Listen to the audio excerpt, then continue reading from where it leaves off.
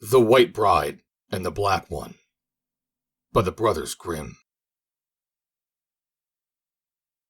A woman was going about the unenclosed land with her daughter and her stepdaughter, cutting fodder, when a lord came walking towards them in the form of a poor man, and asked, "Which is the way into the village?" "If you want to know," said the mother, "seek it for yourself." And the daughter added, "If you are afraid you will not find it, take a guide with you." But the stepdaughter said, "Poor man, I will take you there. Come with me." Then God was angry with the mother and daughter, and turned his back on them, and wished that they should become as black as night and as ugly as sin. To the poor stepdaughter, however, God was gracious, and went with her. And when they were near the village, he said a blessing over her, and spake, "Choose 3 things for thyself, and I will grant them to thee."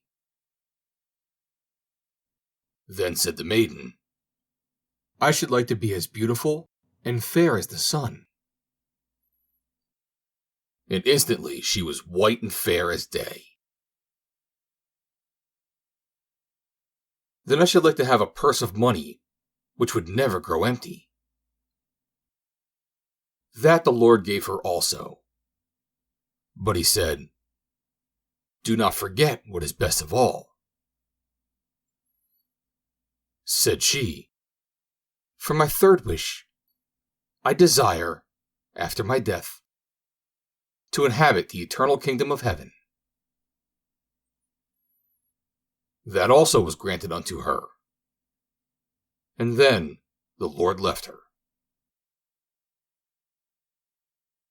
When the stepmother came home with her daughter, and they saw that they were both as black as coal, and ugly, but that the stepdaughter was white and beautiful, wickedness increased still more in their hearts, and they thought of nothing else but how they can do her an injury. The stepdaughter, however, had a brother called Reginer, whom she loved much, and she told him all that had happened. Once on a time, Reginer said to her, "Dear sister, I will take thy likeness, that I may continually see thee before mine eyes. For my love for thee is so great that I shall like always to look at thee." Then she answered, "But, I pray thee, let no one see the picture."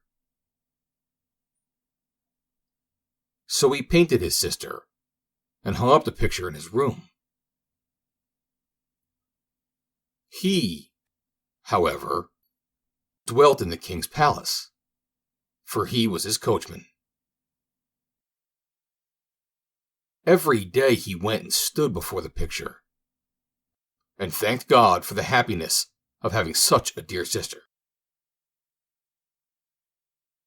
Now it happened that the king whom he served had just lost his wife, who had been so beautiful that no one could be found to compare with her.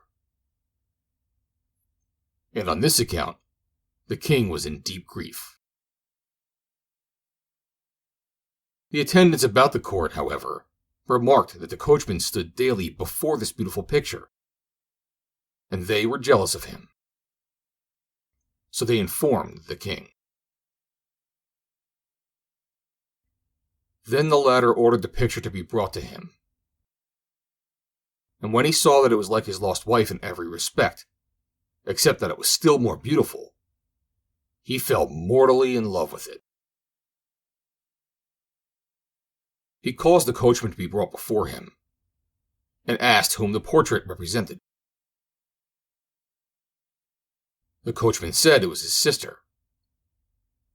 So the king resolved to take no one but her as his wife, and gave him a carriage and horses, and splendid garments of cloth of gold, and sent him forth to fetch his chosen bride.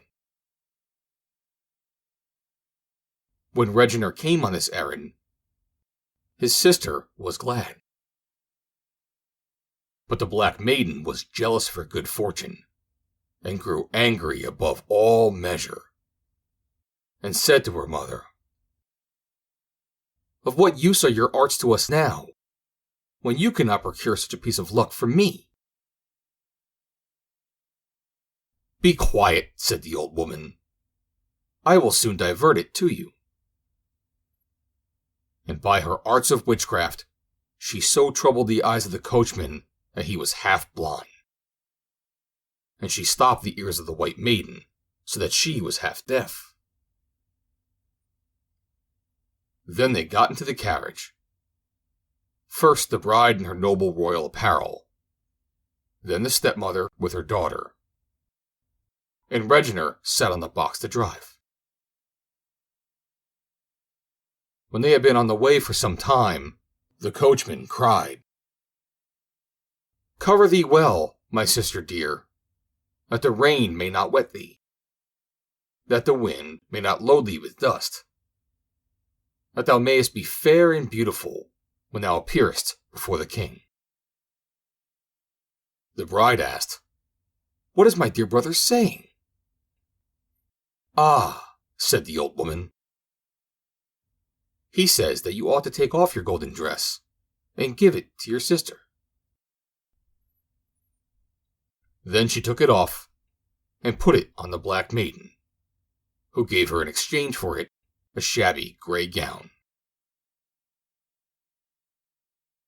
They drove onwards, and a short time afterwards, the brother again cried, "Cover thee well, my sister dear, that the rain may not wet thee, that the wind may not load thee with dust, that thou mayest be fair and beautiful when thou appearest before the king." The bride asked, "What is my dear brother saying?" "Ah," said the old woman, "he says that you ought to take off your golden hood and give it to your sister." So she took off the hood and put it on her sister, and sat with her own head uncovered. And they drove on farther. After a while, the brother once more cried, "Cover thee well, my sister dear, that the rain may not wet thee, that the wind may not load thee with dust, that thou mayest be fair and beautiful when thou appearest before the king." The bride asked, "What is my dear brother saying?" "Ah," said the old woman, "he says you must look out of the carriage." They were, however, just on a bridge, which crossed deep water. When the bride stood up and leaned forward out of the carriage, they both pushed her out, and she fell into the middle of the water. At the same moment that she sank, a snow-white duck arose out of the mirror-smooth water and swam down the river. The brother had observed nothing of it, and drove the carriage on until they reached the court. Then he took the Black Maiden to the king as his sister, and thought she really was so, because his eyes were dim, and he saw the golden garments glittering. When the king saw the boundless ugliness of his intended bride, he was very angry, and ordered the coachman to be thrown into a pit, which was full of adders and nests of snakes. The old witch, however, knew so well how to flatter the king and deceive his eyes by her arts, that he kept her and her daughter until she appeared quite endurable to him, and he really married her. One evening, when the black bride was sitting on the king's knee, a white duck came swimming up the gutter to the kitchen and said to the kitchen boy, "Boy, light a fire that I may warm my feathers." The kitchen boy did it and lighted a fire on the hearth. Then came the duck and sat down by it, and shook herself and smoothed her feathers to rights with her bill. While she was thus sitting and enjoying herself, she asked, "What is my brother Reginald doing?" The scullery boy replied, "He is imprisoned in the pit, with adders and with snakes." Then she asked, "What is the Black Witch doing in the house?" The boy answered, "She is loved by the king and happy." "May God have mercy on him," said the duck, and swam forth by the sink. The next night she came again and put the same questions, and the third night also. Then the kitchen boy could bear it no longer, and went to the king, and discovered all to him. The king, however, wanted to see it for himself, and next evening went thither. And when the duck thrust her head in through the sink, he took his sword and cut through her neck. And suddenly she changed into a most beautiful maiden, exactly like the picture which her brother had made of her. The king was full of joy, and as she stood there quite wet, he caused splendid apparel to be brought and had her clothed in it. Then she told how she had been betrayed by cunning and falsehood, and at last thrown down into the water. And her first request was that her brother should be brought forth from the pit of snakes. When the king had fulfilled this request, he went into the chamber where the old witch was, and asked, "What does she deserve who does this and that?" and related what had happened.